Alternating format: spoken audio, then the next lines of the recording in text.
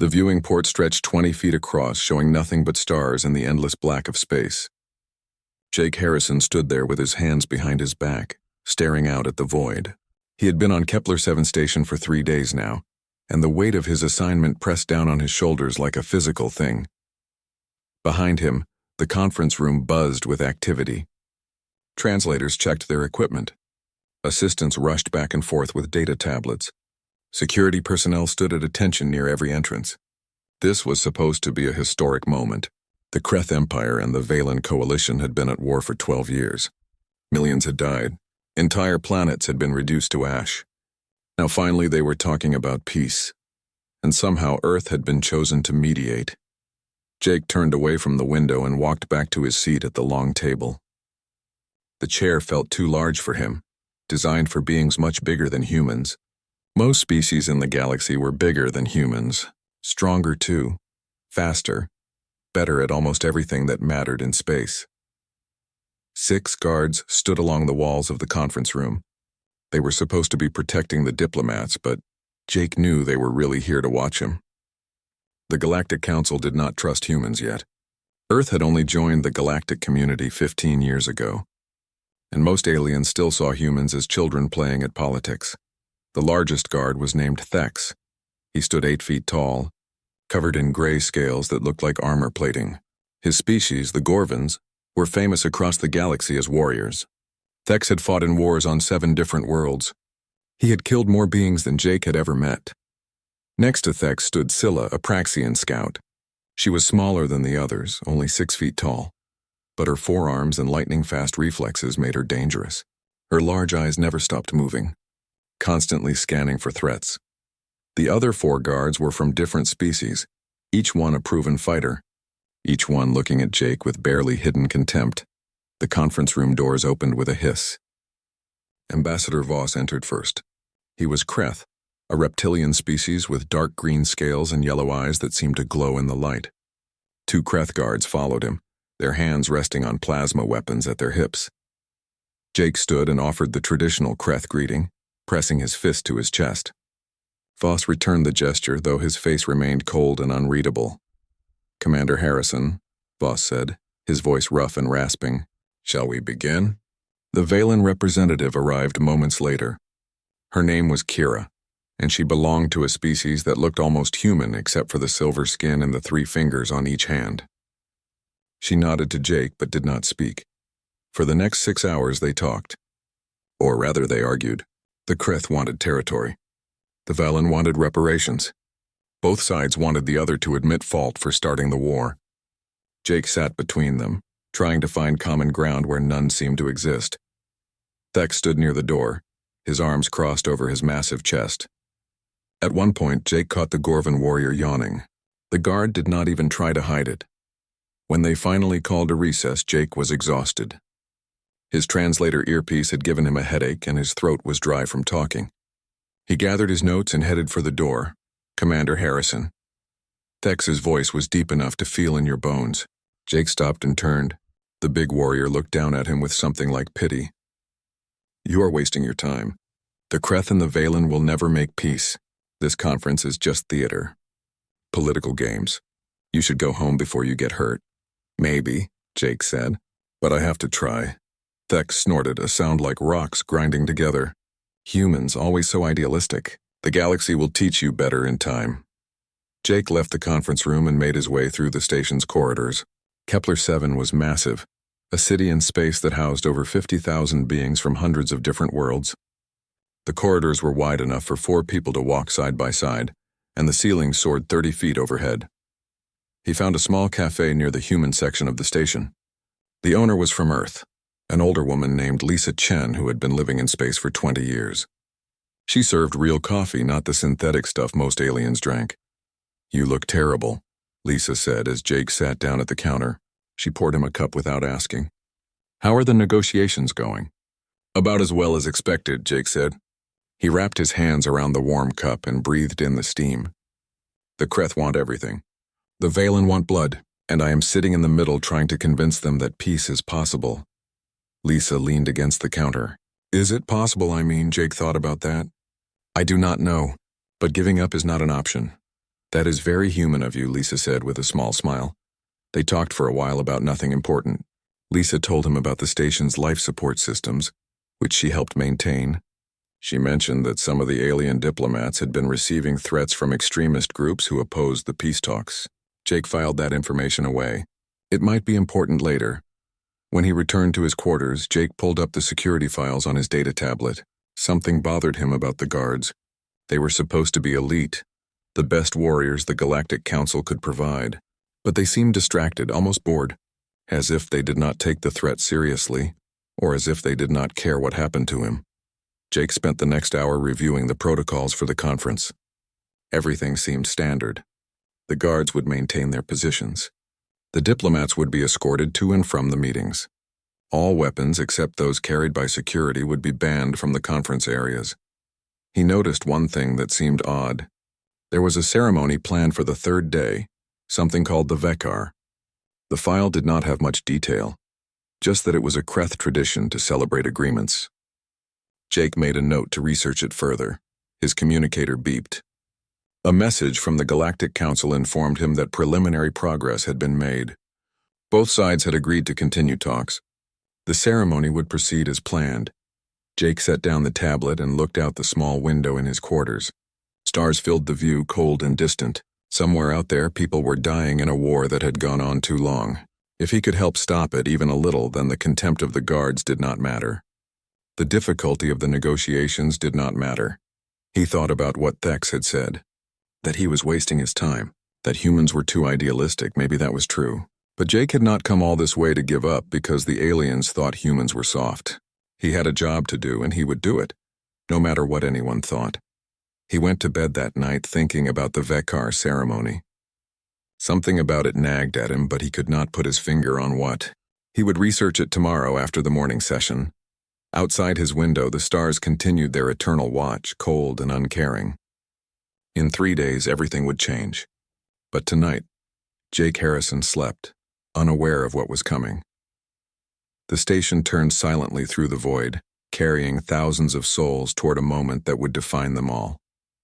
Some would run when that moment came, others would stand firm, but none of them knew yet what they would do when the blades began to fall. The morning of the third day brought unexpected news. Jake arrived at the conference room to find the diplomats in better spirits than he had seen before. Ambassador Voss actually seemed pleased, his yellow eyes bright with something that might have been satisfaction. "We have reached an understanding," Voss announced as Jake took his seat. "A preliminary agreement. The details must still be worked out, but both sides are willing to move forward." Jake felt relief wash over him. 2 days of brutal negotiations had finally produced something real. Kira, the Valen representative, nodded her agreement. For the first time since the talks began, she smiled. "This is excellent news," Jake said. "We can begin drafting the formal documents this afternoon." "There is one more thing," Voss said. He stood and placed his clawed hands on the table. "To honor this moment, to show our commitment to peace, I propose we hold the Vekar, the ceremony of blades. It is an ancient tradition of my people." Jake felt something cold settle in his stomach. "Tell me about this ceremony." Voss spread his hands. "It is simple. The participants walk through a corridor of honor guards holding ceremonial blades. The raised swords represent the dangers of war, and walking through them represents the courage required for peace. It is symbolic, meaningful. The Kreth have performed this ceremony for thousands of years. "I will need to review the details," Jake said carefully. "Of course," Voss replied. "I will have the information sent to you within the hour." After the morning session ended, Jake went straight to his quarters and pulled up everything he could find about the Vekar. What he discovered made his unease grow into genuine concern. The ceremony of blades was indeed ancient. It had been used throughout Kreth history during peace negotiations, treaty signings, and political agreements.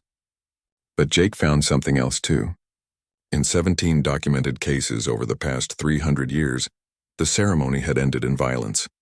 Honor guards had turned their blades on the participants, killing diplomats and politicians. The Kreth called these incidents accidents or the work of rogue elements, but the pattern was clear. The Vekar had been used to eliminate enemies while maintaining a pretense of honor. Jake contacted Lisa Chen. She met him at her cafe, and he explained what he had found. "You need to stop this," Lisa said immediately. "Tell the council." "Cancel the ceremony." They will not listen, Jake said. If I object, the Kreth will say I am insulting their culture. The peace talks will collapse. Everything we have worked for will be lost. Better that than you getting killed. Jake shook his head. I will talk to the guards. Get them to increase security. Maybe inspect the honor guards who will hold the blades. He went to find Thex. The big Gorvan warrior was in the security office reviewing patrol schedules. When Jake explained his concerns, Thex laughed. The sound echoed off the metal walls. You are paranoid, human. The Vicar is just ceremony theater, nothing more. I found 17 cases where people died during this ceremony. 17 cases in 300 years? Thex shook his head. That is nothing. Accidents happen. You humans see danger everywhere. It is why your species will never be truly great. You are ruled by fear. I want to inspect the honor guards, Jake insisted. Thex sighed, clearly annoyed. Fine. If it will make you feel better, inspect them. But do not embarrass yourself by making accusations based on your paranoia. The inspection was scheduled for that afternoon. Jake stood in the grand hall where the ceremony would take place. The space was enormous, with ceilings that soared 100 feet high. 40 Kreth soldiers stood in 2 lines, 20 on each side, holding ceremonial swords. The blades were 3 feet long, curved and sharp enough to cut through bone. Jake walked slowly down the line, studying each guard. Most of them stared straight ahead, their faces blank and professional. But Jake noticed things, small things. 3 of the guards had tattoos on their necks, symbols he recognized from his research. They were marks of the Kreth Purist faction, a political group that violently opposed peace with the Valen. He pointed this out to Kel, the Torvan security chief overseeing the ceremony. Kel barely glanced at the guards Jake indicated. Tattoos mean nothing, Kel said dismissively. Many Kreth have such markings. You cannot accuse someone of planning violence based on body art. These are not just any tattoos. They identify members of an extremist group. Commander Harrison, I understand you are nervous. This is your first major diplomatic assignment, but you cannot allow fear to cloud your judgment. These guards have been vetted. They are professionals. The ceremony will proceed. Jake tried to argue, but Kel walked away. The Torvan security chief had made his decision, and nothing Jake said would change it. That evening, Jake met Lisa again. She had done some digging of her own, running background checks on the honor guards using her contacts among the station's support staff. 3 of them have family members who died fighting the Valen, Lisa said quietly. She slid a datapad across the table. Brothers, fathers, sons, all killed in the war. Jake studied the information. The 3 guards with family losses were the same ones with the purest tattoos. It could not be a coincidence. You have to stop this, Lisa said again. Go over Kel's head. Contact Earth, someone will listen. There is no time, Jake said. The ceremony is tomorrow morning. Even if I convinced someone back home, they could not do anything in time. And if I refuse to participate, the Kreth will take it as an insult. The peace talks will end. Then let them end. Your life is worth more than a treaty. Jake looked at her. Is it? If this peace fails, the war continues. How many people will die in the next year? 10,000? 100,000? Can I weigh my life against theirs? Lisa had no answer for that. Jake spent the night reviewing every detail he could find. He watched videos of past Vicar ceremonies. He studied Kreth fighting techniques. He read reports on the Purist faction and their methods. If something went wrong tomorrow, he wanted to be as prepared as possible. At 2 a.m, he finally gave up trying to sleep. He stood at his window looking out at the stars, thinking about what he was about to do. The smart move would be to refuse. To step back and let someone else take the risk. But Jake knew what would happen then. The Kreth would be offended. The Valen would lose faith in the process. The fragile peace would shatter before it even began. He thought about his training back on Earth. The diplomatic corps had prepared him for negotiations, for cultural differences, for the complex politics of galactic society. But they had not prepared him for this, for standing in the path of danger because the alternative was worse. His communicator beeped. A message from Ambassador Voss confirmed the ceremony details. The procession would begin at 10 a.m. Voss would go first, followed by Kira, then Jake. Other dignitaries would follow after. Jake sent his confirmation. His hands were steady as he typed, which surprised him. Morning came too quickly. Jake dressed in his formal uniform, dark blue with Earth's insignia on the shoulder. He checked his appearance in the mirror. He looked calm, professional. No one would guess the fear churning in his gut. He made his way to the grand hall. The space was already filling with spectators. Ambassadors from dozens of worlds had come to witness this historic moment. The corridor of blades was arranged exactly as it had been during the inspection, 40 guards standing in perfect formation. Thex and the other security guards stood near the entrance. They looked bored, like this was just another ceremonial duty. Scylla was checking her datapad, not even watching the honor guards. Jake approached them. "Stay alert. Something feels wrong." Thex barely looked at him. "Nothing is wrong, human. You are just nervous. Try not to embarrass yourself." The ceremony began with speeches. Ambassador Voss spoke about the importance of peace. Kira talked about the sacrifices both sides had made. Jake was supposed to speak too, but he kept his remarks brief. His attention was on the honor guards. Then it was time. The corridor of blades waited, 40 swords gleaming in the light. Voss stepped forward confidently and walked through. The guards remained perfectly still, their blades raised high.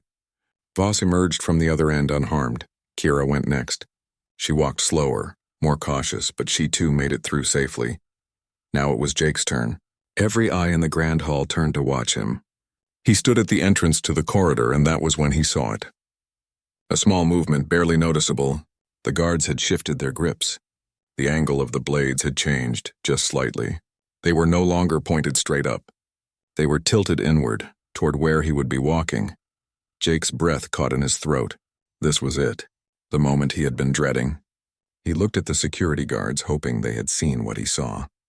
But Thex and the others were not even watching closely. They thought this was just ceremony. Jake looked back at the corridor. 40 blades, 40 trained killers. And him, alone, unarmed, with no way out but forward or back, he could walk away. Refuse to participate, save his own life and let the peace die. Or he could step forward into the killing zone and hope he was wrong about what he had seen. Behind him, the crowd murmured, wondering why he had stopped. Jake took a breath and made his choice. Jake stepped forward. His foot crossed the threshold into the corridor of blades. For one heartbeat, nothing happened. The honor guards stood frozen, their swords raised high. Maybe he had been wrong. Maybe his paranoia had gotten the better of him after all. Then he saw the signal. One of the guards, a Kreth with the purest tattoo on his neck, made the smallest movement with his left hand. Just a twitch of his fingers. Nothing more. The blades came down. 40 swords swept inward at once, a coordinated attack designed to cut Jake apart from all sides. The ceremonial corridor had become a death trap in an instant. Steel flashed in the bright lights of the grand hall. The crowd screamed, and the elite security guards ran. Thex saw the blades falling, and his warrior instincts took over completely. His species had survived for millions of years by knowing when to fight and when to flee. Against 40 armed killers in an enclosed space, even his massive strength meant nothing. The Gorvan warrior turned and bolted, his 8-foot frame crashing through a decorative pillar as he scrambled for safety. Scylla vanished in a blur of motion.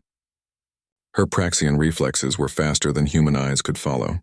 1 second she was there, the next she was gone, already halfway to the exit. The other 4 guards scattered like leaves in a storm.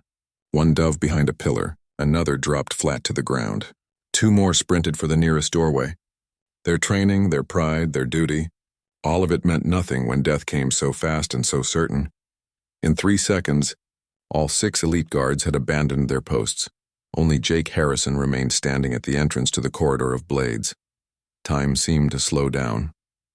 Jake could see each blade falling, could track their paths toward him. His mind raced, calculating angles and distances. The first sword came from his right, aimed at his neck. He dropped low, bending his knees and ducking his head. The blade passed inches above him, close enough that he felt the wind of its passage. He did not think about what he was doing. There was no time to think. His body just moved, reacting on pure instinct and the reflexes built from a lifetime of avoiding danger. The second blade came from his left. Jake twisted his body, turning sideways. The flat of the sword brushed against his uniform jacket but did not cut him. He was already moving forward, deeper into the corridor, because stopping meant death. The Kreth guards had expected their target to freeze in terror or die in the first second. They were trained killers, professional soldiers who had rehearsed this attack. But nothing in their training had prepared them for someone who would not stop moving. Jake saw a pattern in their attacks. They were trying to coordinate, to trap him in a web of steel. But coordination took time, required communication. Jake gave them no time. He was already past the first pair of guards before they could adjust. A blade caught his left arm, cutting through his jacket and the skin beneath. Pain flared hot and bright, but Jake barely registered it. Adrenaline flooded his system, drowning out everything except the need to survive. He ducked under another swing, his hand touching the floor for balance. A sword swept past where his head had been. Jake pushed off with his legs and surged forward, slipping between two guards before they could bring their weapons around. The crowd's screams grew louder. Ambassadors scrambled over each other trying to reach the exits. Data pads and ceremonial items clattered to the floor. But Jake heard none of it. His world had narrowed to the blades and the spaces between them. Another sword came at him from above. Jake sidestepped, but not quite fast enough. The blade sliced across his ribs, cutting through fabric and flesh. Blood soaked into his uniform, but he kept moving. Stopping meant dying. The only direction was forward. The Kreth guards were growing frustrated. Their careful ambush had turned into chaos. This human was supposed to be dead, cut apart in the first exchange.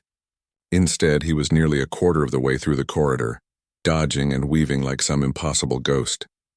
One guard lunged forward, breaking formation in his anger. His sword thrust straight at Jake's chest. Jake saw it coming, grabbed a ceremonial banner hanging from the wall and whipped it around the blade. The fabric tangled with the sword. Jake yanked hard, using the guard's own momentum against him. The Kreth stumbled forward, pulled off balance. Jake released the banner and moved, letting the stumbling guard crash into two others behind him. 3 Kreth went down in a tangle of limbs and swords. But there were still 37 guards remaining, and Jake was bleeding from multiple wounds. His arm burned where the first blade had cut him. His ribs screamed with each breath. But he was still alive, still moving, still fighting. A sword came at his legs. Jake jumped, clearing the blade by inches. He landed badly, his ankle twisting, but managed to stay upright. Another blade swept toward his head. He dropped into a crouch, feeling the steel pass so close it ruffled his hair. The guards changed tactics. They stopped trying to coordinate and simply attacked all at once. A storm of steel coming from every direction. It should have been impossible to survive. No one could dodge that many blades at once. Jake did not try to dodge them all.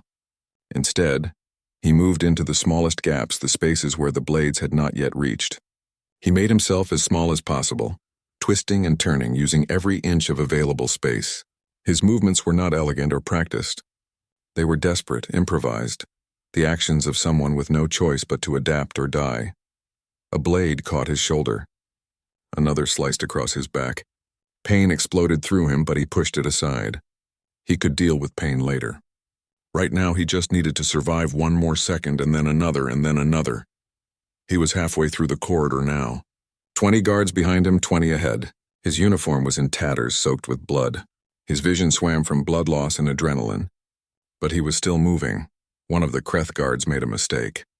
He swung too hard, too eager for the kill. His blade embedded itself in a support pillar when Jake ducked beneath it. The guard struggled to pull it free. Jake did not attack him. He had no weapon, no way to fight back. All he could do was keep moving, keep surviving. The guards ahead of him had time to prepare. They set their stances, ready to catch him in an inescapable net of blades. Jake saw their positions, saw the trap they were setting. He had no clever way around it, no brilliant tactic. He just ran at them because running was all he had left.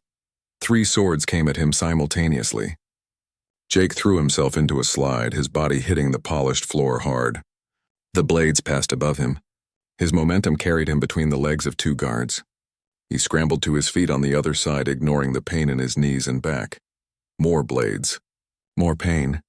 Jake's left leg gave out for a moment as a sword cut across his thigh. He caught himself on the wall, pushed off, kept moving. Blood left a trail behind him, marking his path through the corridor. The remaining guards were frantic now. Their perfect ambush had become a disaster. This human should have been dead 10 times over. Yet he was still moving, still fighting, still refusing to fall.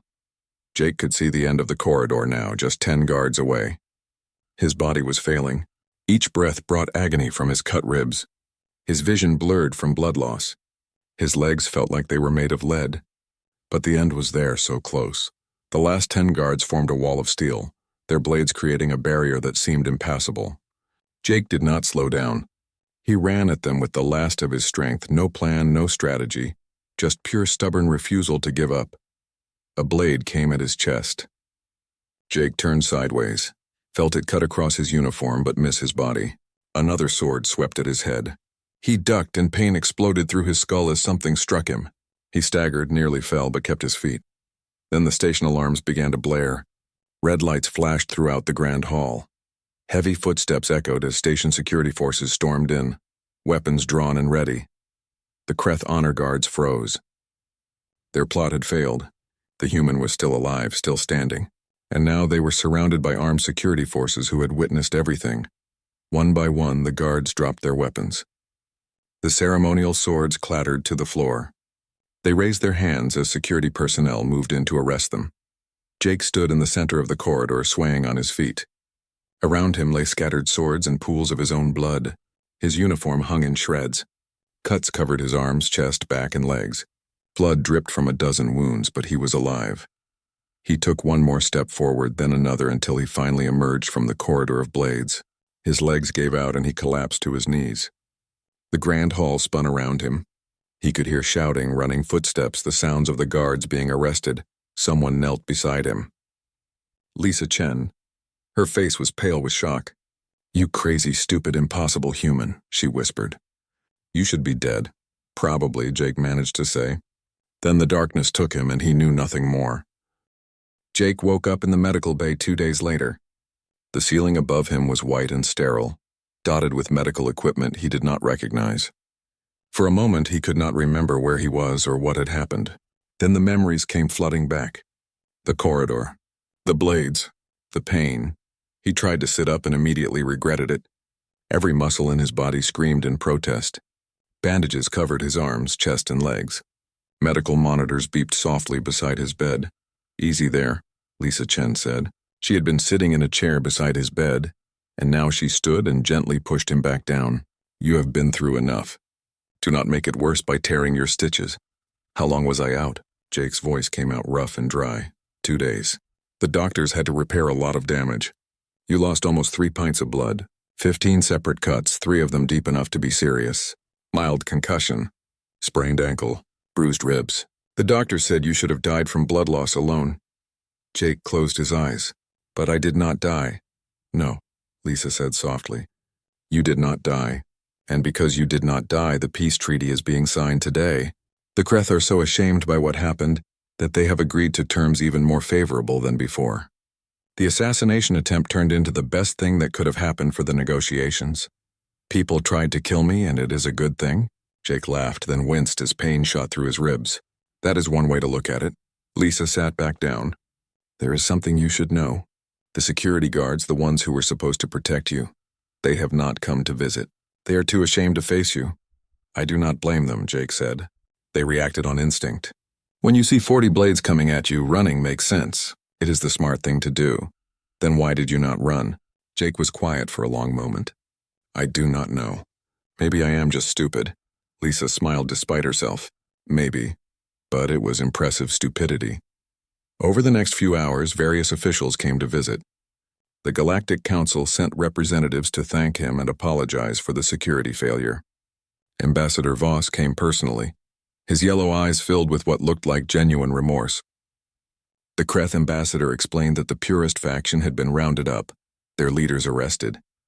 The guards who had attempted the assassination were being tried for their crimes. Kira, the Valen representative, brought flowers from her homeworld.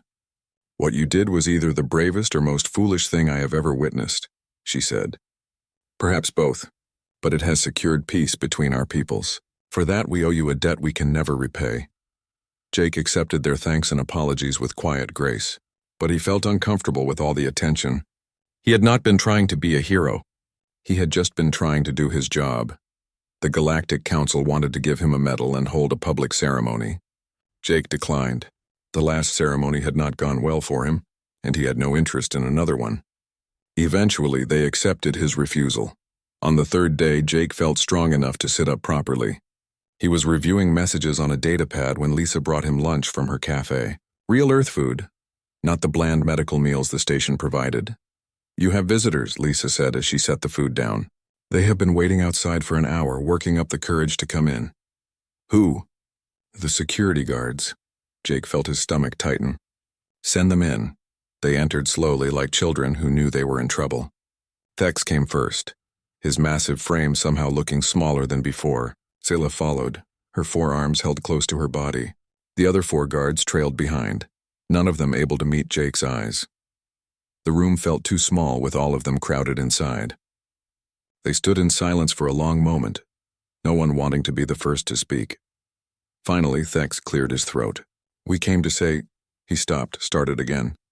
We came to apologize. We abandoned you. We are warriors, elite guards, and we ran like cowards while you faced 40 armed killers alone. You did what anyone would do, Jake said. No. Thex's voice was firm. We did what any rational being would do. But you did something else entirely, and we need to understand why. Jake set down his data pad. You want to know why I did not run? Yes, Scylla said quietly. We have been trying to understand. You saw the blades. You knew you could not win. Logic, survival instinct, basic tactical sense, everything said you should retreat. But you walked forward anyway. Why? Jake thought about how to explain it. I was the mediator. If I had run, what message would that have sent? That peace was not worth defending. That human diplomats flee at the first sign of danger. The Kreth would have been insulted. The Valen would have lost faith in the process. The treaty would have died before it even began. But you could have died, one of the other guards said. The logical choice was to save yourself. Maybe, Jake agreed. But humans do not always choose logic. Sometimes we choose necessity. Someone had to stand there. Someone had to show that peace was worth the risk. And I was the only one in position to do it. Thex shook his head slowly. I have fought in 17 campaigns. I have seen battles on 7 worlds. I have never witnessed anything like what you did in that corridor. You had no training in blade combat. No weapons, no armor. You should have died in the first 3 seconds. But you survived nearly a full minute against 40 trained killers. How? Jake shrugged, then regretted it as his wounds pulled. I grew up playing baseball. Dodging fast-moving objects is not that different. I worked construction jobs where you had to react quickly to avoid getting hurt. I have been in a few fights, some car accidents, emergency situations. Humans do not train for one specific thing. We train for chaos itself. Life teaches us to adapt or die. You improvised, Scylla said, understanding dawning in her large eyes. You had no plan, no techniques, no strategy. You just reacted to each threat as it came. That is all I could do. I am not a fighter. I am a diplomat. But I have lived long enough to develop good reflexes and a strong survival instinct. When the blades came, I just moved. I did not think about it. Thinking would have gotten me killed. The guards exchanged glances. They were processing something that challenged everything they knew about combat and courage. Your species is insane, one of the guards said. But there was respect in his voice now, not contempt. Probably, Jake admitted. But we are still here. And so is the peace treaty. Thex stepped forward and did something Jake had never seen a Gorvan do. He lowered his head in a gesture of deep respect. I judged you by human standards. I saw weakness where I should have seen strength. I called you soft, idealistic, ruled by fear. I was wrong about all of it. The other guards followed Thex's example, each offering their own species' gesture of respect. When they left, they walked differently, more thoughtfully, as if they had learned something important about the nature of courage. Lisa came back after they had gone. That looked intense. They wanted to know why I did not run. Did you give them a good answer? Jake thought about that. I gave them an honest answer. I'm not sure if it was good. The doctors cleared Jake to leave the medical bay the next day. He moved slowly, still healing, but he could walk without help. Lisa accompanied him back to his quarters, carrying the belongings that had been cleaned and repaired. As they walked through the station corridors, something strange happened. Other beings, aliens of dozens of different species, stopped and stared at Jake. Some nodded respectfully. Others stepped aside to let him pass. A few even saluted. Word has spread, Lisa explained, about what you did. The footage from the Grand Hall has been seen across the galaxy. Everyone knows now. The human who stood alone against 40 blades. I do not want to be famous, Jake said. Too late. You already are. That evening, Jake stood at the viewing port in his quarters, looking out at the stars just as he had done before the ceremony. but everything felt different now. He was different. The galaxy's view of humans was different. He thought about Thex's question. Why had he not run? The honest answer was that he had not really thought about it. When the moment came, running had not even occurred to him as an option. There had only been the corridor and the need to get through it. Maybe that was the real difference between humans and the other species. Not that humans were braver or stronger or smarter, just that when faced with impossible choices, humans had a tendency to do the impossible thing simply because someone had to do it. His communicator beeped. A message from Earth. His superiors wanted a full report. They also mentioned that his actions had changed Earth's standing in the Galactic Council. Humans were no longer seen as weak newcomers. They were seen as something else, something unpredictable and dangerous and worthy of respect. Jake smiled slightly. He had just wanted to help negotiate a peace treaty. He had not meant to change how an entire galaxy viewed his species. But that was how it worked sometimes. Small actions had big consequences. One person standing their ground could shift the course of history. Outside his window, the stars shone cold and eternal. Somewhere out there, the war was ending. Ships were returning home. Families were being reunited. All because peace had been worth defending, even at the cost of blood and pain. Jake Harrison went to bed that night not as a hero, but as a man who had simply done what needed to be done. And sometimes that was enough. The peace treaty was signed 6 days after the attack. Jake attended the ceremony from a wheelchair, his body still healing from the cuts and bruises. This time there were no ceremonial swords, no honor guards standing in formation. Just diplomats at a table, putting their names to a document that would end 12 years of war. Ambassador Voss approached Jake after the signing. The Kreth diplomat looked older somehow, as if the weight of what his people had attempted pressed down on his shoulders. The purist faction has been dismantled, Voss said. Their leaders are in custody. Those who attacked you will face trial, but I know that justice cannot undo what happened to you.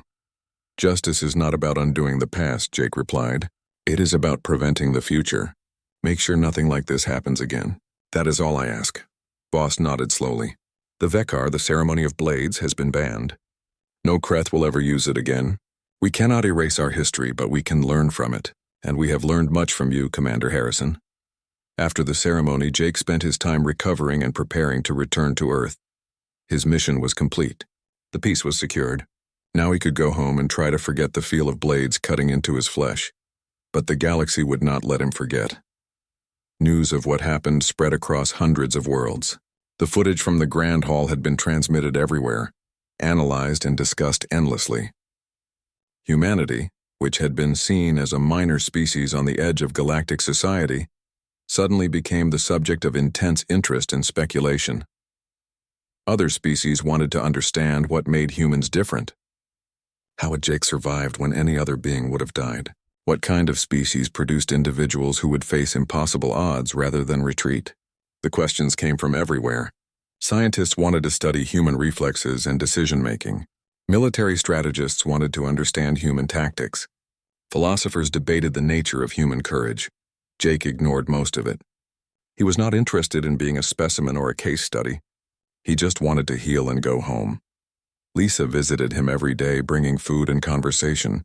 She seemed to understand that he needed normalcy more than anything else. They talked about simple things. Her work maintaining the station's systems. The coffee she was trying to import from Earth. The quiet rhythms of station life.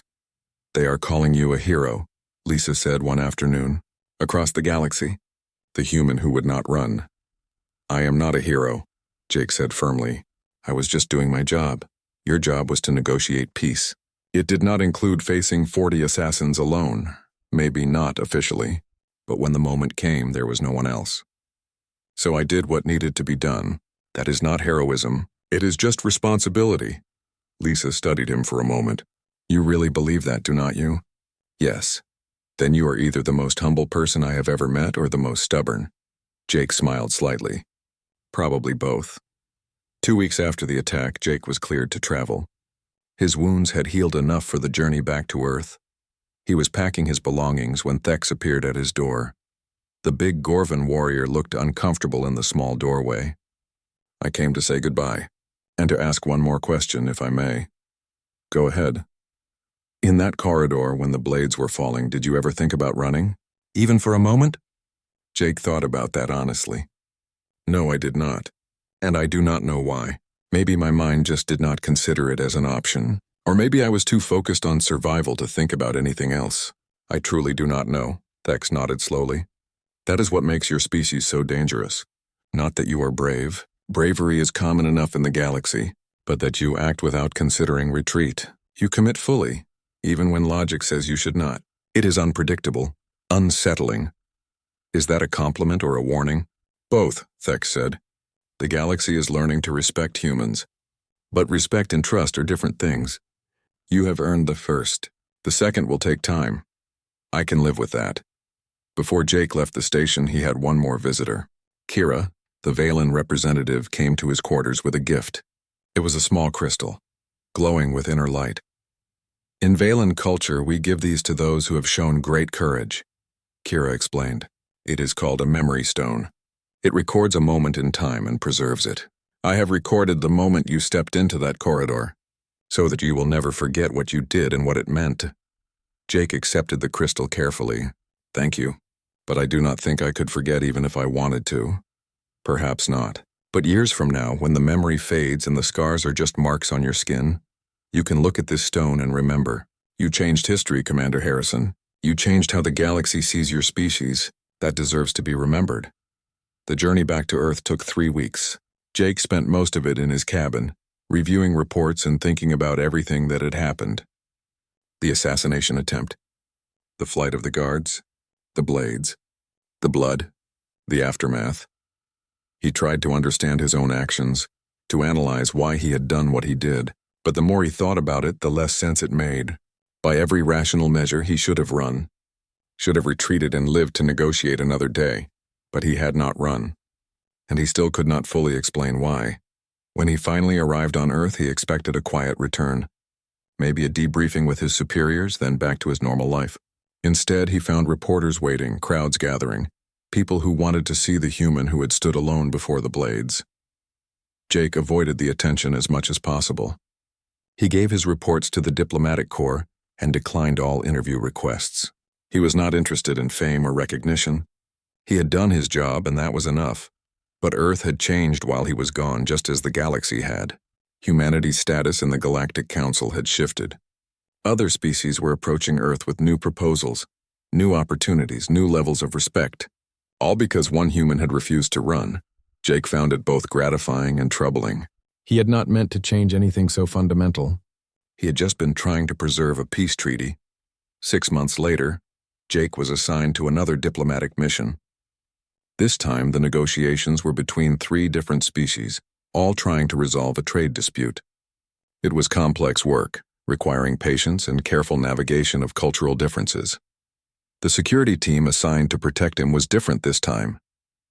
They were human, drawn from Earth's own military forces. They had studied what happened on Kepler 7 station and trained specifically to handle such situations. But Jake noticed something interesting. The alien diplomats treated him differently now, with more respect certainly, but also with something like caution, as if they were not quite sure what a human might do in a crisis. Jake used that to his advantage in the negotiations, not overtly, not by making threats, but the simple presence of a human who had faced 40 blades and survived changed the calculations of everyone in the room. The trade dispute was resolved in 4 days, a remarkably short time for such complex issues. As the diplomats were signing the agreement, one of them, a being from a species called the Torthan, approached Jake privately. "I have studied your actions on Kepler 7, the Torthan said. "I have tried to understand them through logic and reason. But I cannot. Your survival should have been impossible. Your decision to stand should have been irrational. Yet you did both and changed the course of galactic history. How do you explain this?" Jake thought about all the times he had been asked this question in various forms. He had given many answers, all of them true as far as they went, but none of them quite captured the full reality.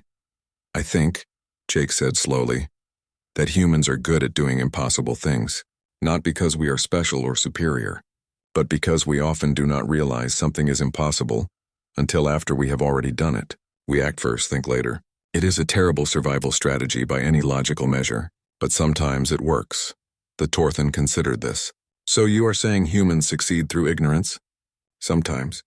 Or maybe through stubbornness. Or desperation. Or just because someone had to do something and we happened to be there. Humans are good at finding reasons to act even when there are no good reasons. That is insane.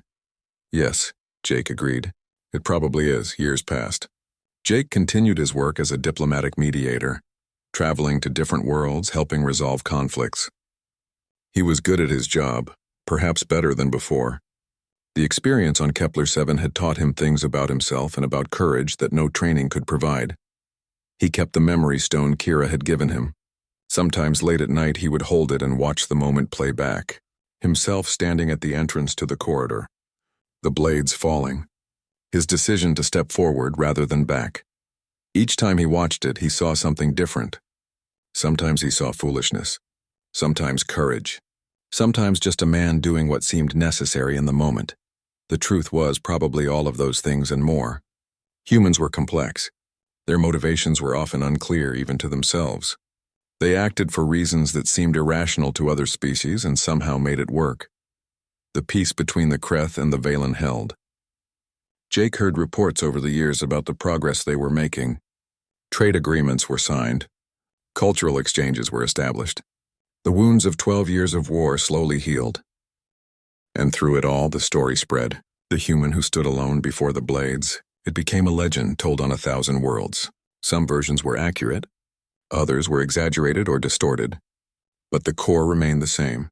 When the guards fled in fear, the human stood alone. And somehow, impossibly, he survived. Jake never quite got used to being famous. He still saw himself as just a diplomat doing his job. But he understood that his actions had become something larger than himself. They had become a symbol of what humanity represented to the galaxy. Unpredictable, stubborn, capable of doing the impossible when circumstances demanded it. He could live with that legacy, not because he had sought it, but because it was true. Humans did have a tendency to do impossible things, to stand when logic said to run, to fight when calculation said to surrender, to hope when probability said to despair. It was not always a good trait. It got humans killed sometimes, got them into trouble, made them seem reckless to more cautious species. But sometimes, when the moment demanded it, when everything balanced on the edge of a decision, human stubbornness and recklessness became exactly what was needed. Jake Harrison lived a long life after the incident on Kepler-7. He mediated dozens of treaties, resolved countless disputes, helped shape the relationship between Earth and the wider galaxy. But he was always remembered for one moment, one decision, one impossible act of standing his ground. And whenever someone asked him why he had not run, why he had stepped forward into certain death instead of backward to safety, he gave the only answer that made sense. Because someone had to. And I was the only one there. It was not a complete answer. Perhaps there were no complete answers to questions like that. But it was honest, and in the end, honesty was all Jake Harrison had ever promised to give. The galaxy continued to turn. Stars burned and died. Species rose and fell. But the story remained. When they spoke of courage, when they debated the nature of different species, when they wondered what made humans so strange and dangerous and useful, they told the story of the day when the guards fled in fear, and the human stood alone before the blades, and somehow impossibly survived.